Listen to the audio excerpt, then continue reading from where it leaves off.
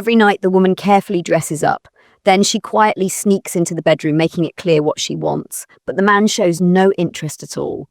Year after year, Kay has gotten used to her husband's coldness. Still, every time he rejects her, she feels a sting of sadness. When she was younger, Kay was a beautiful woman, full of life. Now, time has worn away her glow. At first, they decided to sleep in separate rooms just to take care of their young son. But what was supposed to be temporary stretched into 30 years apart. Last night, she tried again, but nothing changed. Her husband kept his eyes on his book, completely distracted. In the morning, when it was time for work, he gave Kay a quick kiss on the cheek without even waiting for her response. Then he walked out the door. This routine had repeated for decades. From the outside, their life seemed peaceful, but in reality, it had lost all warmth. Her husband's habits weren't from romance, they were just routines. Kay had long given up hope of him changing. To her, keeping a marriage calm and stable was already an achievement. Today was their 31st wedding anniversary. Their children had come home to celebrate. But her husband was too focused on carving the roast to notice the occasion. He didn't seem to care about the special day at all. When the kids curiously asked Kay what gift she got, she hesitated for a moment. Her face showed a bit of embarrassment. After all these years, the passion that once existed had faded away. What was left was the same repetitive daily life. The excitement of being together, the constant sweep, they had all turned into distant memories. Now, everything had become something to get through as simply as possible. Kay didn't want to spend her later years in such a dull, lifeless way. She needed to find a way to bring back the love that was slipping away. The next morning, she went to the library early, hoping to find a way to fix her marriage. One book about relationship problems caught her eye. Maybe the expert who wrote it could help them. After thinking carefully, Kay made up her mind. She was going to do something about it. She placed the expert's business card in front of her husband and asked him to go with her to Maine for counseling. The cost was $4,000, but she was willing to pay. She had even booked the hotel in advance. But her husband, Arnold, thought she was overreacting. He believed no real problem between them. He assumed she was just upset because he didn't spend enough time with her. To make it up to her, he went out and bought an expensive pair of earrings, convinced that a nice gift would change her mind about counseling. But what he didn't realize was that small, ignored problems had built up over time, like hidden rocks beneath calm waters. Sweet words and gifts wouldn't be enough to fix them. It wasn't until Kay placed the already booked plane ticket in front of him that the cracks in their marriage became undeniable. The next morning, she stood at the door with her suitcase, still holding on to a small bit of hope. She turned back, as if waiting for Arnold to stop her, to say something, anything. But he just stood there, in silence, watching her leave. The house instantly felt emptier. Standing by the window, Arnold suddenly understood what loneliness felt like. Just as Kay was about to board her flight, she caught a glimpse of a familiar figure. It was Arnold. He was walking quickly, his face still carrying that usual impatient look. But he had come. Her eyes burned with emotion. He still looked reluctant, but his presence meant more than words ever could. And so, these two stubborn souls set off on a journey to heal their marriage. On the way to the hotel, Arnold kept calculating how much the trip would cost, his voice full of complaints. Kay sat there quietly, her face unreadable. Kay sat in silence, thinking to herself. At least he had come. That alone was a sign of care, even if he didn't say it.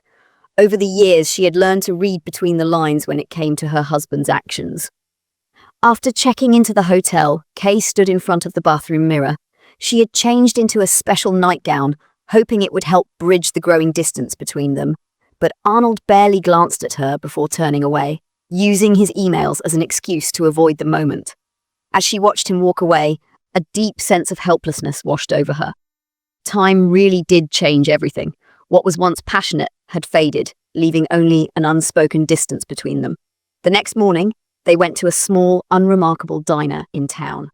Arnold studied the menu carefully, checking the prices over and over again. He argued with the waitress about a minor price difference, making her glance at them uncomfortably. When she found out they had come to see a relationship counselor, her expression softened with sympathy. Just as expected, Arnold resisted during the first session. He either ignored the counselor's questions or cut him off rudely. The counsellor remained calm, explaining that saving a marriage required both people to take a step forward. Before he could finish, Arnold scoffed, clearly unimpressed. He saw the whole thing as a scam, convinced the counsellor was just trying to make money. He even spoke loudly about it in public, not caring about the people around them. Kay lowered her head, letting silent tears fall. At that moment, they both realized the truth. The love that once burned so brightly had already faded with time. It wasn't a fight anymore, it was a quiet, painful loss. During their second session, the counsellor guided them to look back on their happiest memories. Kay's face lit up as if she had been transported back to those pure, joyful times.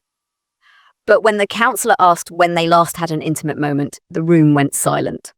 Arnold frowned, struggling to remember if it was 8 or 10 years ago. Kay, on the other hand, gave the exact date without hesitation. She even shared small details, not realizing how much she was revealing. Arnold immediately felt uncomfortable. He had never imagined discussing such personal things in front of a stranger. The counsellor then suggested something simple. He wanted them to try falling asleep in each other's arms that night. Arnold's frustration boiled over. He refused, saying he didn't like being told what to do. He thought the entire idea was ridiculous. "I'm not some trained monkey," he snapped. "You're a bully. Since I got here, all you've done is make me feel awful." That was the final straw. Kay couldn't hold it in anymore. Tears streamed down her face as years of unspoken pain finally surfaced. All the things she had never said turned into silent sobs. Arnold's attitude toward therapy, his refusal to take simple advice, deep down, it was all avoidance. He was running away from his real emotions. Like many men, he hid behind a wall of silence, treating vulnerability as a weakness. That night, they returned to separate rooms. But this time, something was different. Arnold finally found the courage to speak. "I want to do this," he said hesitantly. "But if you don't, I don't care. I'll drop it." Kay looked at him. "I want to," she answered. Lying beside his wife, her heart pounded. It reminded her of the excitement of being young again.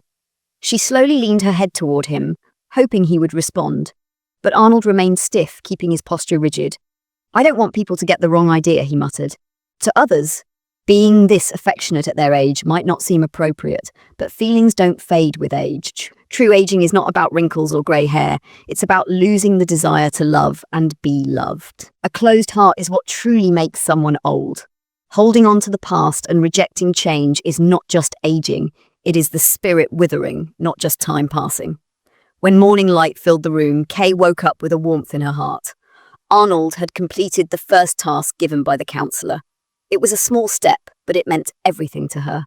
With the counsellor's help, they finally began to open up. The emotions they had buried for so long finally had a chance to be released. On the couch, they unknowingly sat closer together. As their physical distance lessened, so did the space between their hearts. Then the counsellor suggested they take a more intimate step. They agreed, but years of distance had made them feel like strangers despite being so familiar. Kay was careful, afraid to ruin the fragile warmth between them. But Arnold hesitated and pulled away. He wanted to reconnect, but time had taken more than just physical strength. It had taken his confidence in intimacy. The awkwardness of that night lingered into their fourth session. Both of them instinctively distanced themselves again. When the counsellor brought up the previous night, Arnold's face immediately showed discomfort. The topic made him feel exposed, as if his pride as a man was being questioned. Frustrated, Arnold suddenly announced he was ending the counselling and stormed out. Back at the hotel, Kay was already packing her bags, ready to leave. His constant resistance and avoidance had drained the last bit of strength she had left to keep trying. Men like Arnold were not uncommon. They believed marriage should be peaceful and stable, that a husband's duty was to provide, and a wife's was to take care of the home. In their eyes, intimacy came last. But the reality was clear. Without closeness, life became a routine and love faded quietly, like the tide pulling away. In the end, they had become little more than strangers. The fifth session was unexpected. Arnold had asked for it himself. Kay felt a mix of emotions, but deep down she was touched. Maybe his heart wasn't as cold as it seemed. Maybe he was still trying, even if he didn't know how. With the counsellor's guidance, they finally faced the issues they had buried.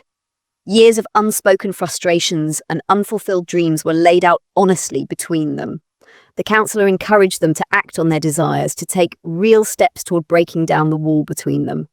But reality was harder than expected. That night they went to the movies, hoping the dark, private setting would help them reconnect. But in the darkness, Kay accidentally hurt Arnold, instantly ruining the mood. He froze, unsure of what to do, and then, embarrassed, rushed out like a child who had made a mistake. He wanted to say something to comfort her, but words failed him. Instead, he only made her feel worse. With no other choice, he went back to the counselor for advice. The counselor's words struck a chord. Arnold realized he couldn't keep being distant. He had to change, even if only in small ways. Determined, he went to the most famous restaurant in town, hoping to book a romantic dinner. When the staff told him there were no available tables, his old self would have given up. But this time, he waited. From noon until evening, he stood outside the restaurant, letting time slip by, all for the chance to surprise Kay. Kay, on the other hand, wasn't ready to give up on their marriage either. Following the counselor's advice, she secretly bought a book on couples communication. Every night, she read it carefully, searching for a way to reopen their hearts to each other. That night, they arrived at the restaurant. This dinner was different. There were no endless arguments, no suffocating silence. For the first time in years, as they sat across from each other, their eyes held something they hadn't seen in a long time: warmth. Even the air felt warmer. For Kay, love wasn't just about physical intimacy. What mattered most was genuine care and companionship. These were the real foundations of a lasting marriage. She didn't expect what happened next. Arnold, who had always been frugal, had booked a room at an upscale hotel. The surprise overwhelmed her. It had been so long since she had felt this happy, but the higher the expectations, the greater the disappointment. When their intimate moments still didn't go as she had hoped, Kay blamed herself. She thought she had aged, that she was no longer attractive enough to spark her husband's desire. Arnold didn't argue. He sighed but said nothing. He knew the problem wasn't just Kay. His own hesitation, his tendency to avoid things, maybe that was the real issue. But he didn't know how to explain it. He didn't even know where to begin fixing it. At their final counselling session before leaving, they sat at opposite ends of the couch. The space between them said everything without a word. The counsellor's voice broke the silence. Reconnecting is a natural process, but that doesn't mean it always feels good. I know you feel like you've failed, but have you really?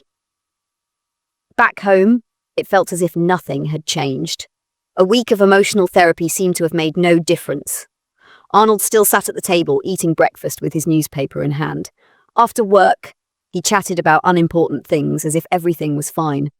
Kay, on the other hand, felt drained. Her heart, once full of hope, was now empty, like a dried-up lake that could no longer hold water. She had tried again and again, only to be disappointed every time. Now she had no strength left to keep going. So she told Arnold she was leaving for a while, to stay at their daughter's house. Panic spread across Arnold's face. Only then did he truly realize how serious things had become. The little things he had ignored, the moments of silence he had brushed aside, those had been the final straw breaking their marriage apart. That night, Kay packed her bags. As she folded her clothes, her eyes kept drifting to the doorway. She struggled with herself, hoping Arnold would come in, say something, anything, to make her stay.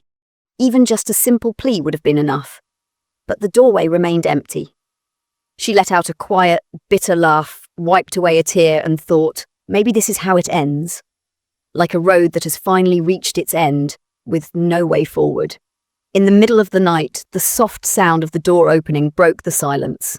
Kay woke up and saw Arnold walking toward her. He didn't speak. He just sat on the edge of the bed and took her hand in his. In his eyes, she saw everything: deep worry, a hint of fear.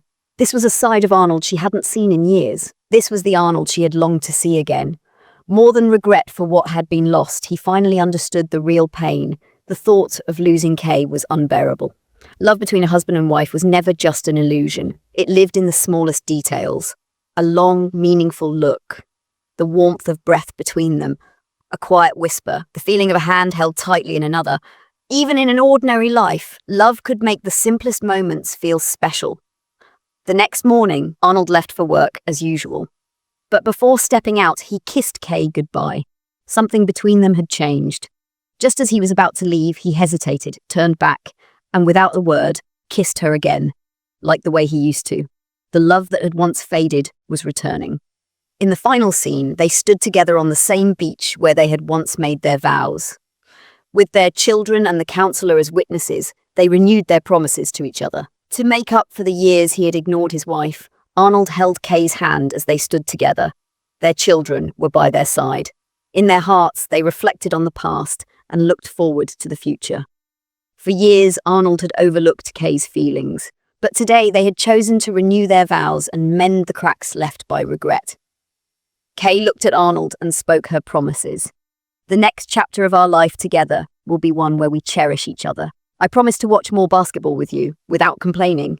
I promise not to cut my hair short, because I know you like it long.